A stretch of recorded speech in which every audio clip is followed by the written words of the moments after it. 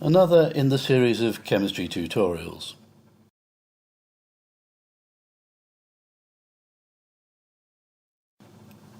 chemistryinfo.co.uk. Topic 1. The periodic table.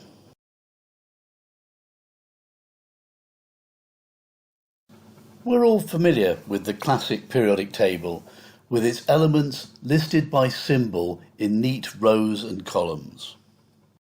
But it was the Russian scientist Dmitry Mendeleev who originated this table.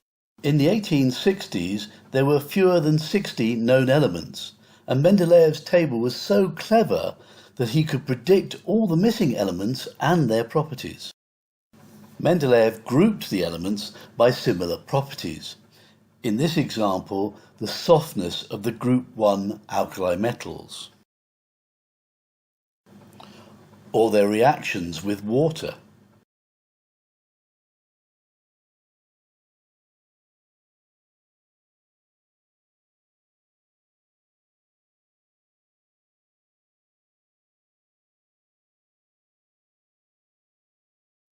He noted other reactions too that we'll look at later, such as the flame colour, or reactions with sodium hydroxide, acidity, alkalinity. So Mendeleev's periodic table used the property of the elements and their compounds. He placed the elements known to him at the time into this table and used the table to predict the position of unknown elements or yet to be discovered elements and their properties. Elements were placed in order of atomic mass, but the abundance of some isotopes created a few anomalies. You might notice that the table has been flipped on its side since its original publication. Eventually, elements with similar properties were placed in columns, and we call these columns groups.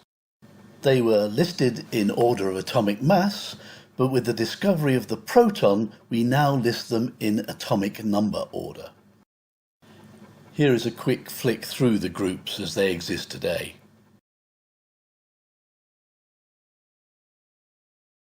You might expect the last column to be called column 8, however it's actually called column 0, and I'll explain why later. As we've said, the rows are laid out in order of increasing atomic number, and these rows are called periods. The periodic table is made up of columns called groups and rows called periods.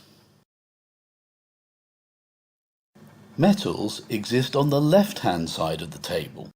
They have their atoms arranged in regular patterns, with electrons free to travel throughout the structure.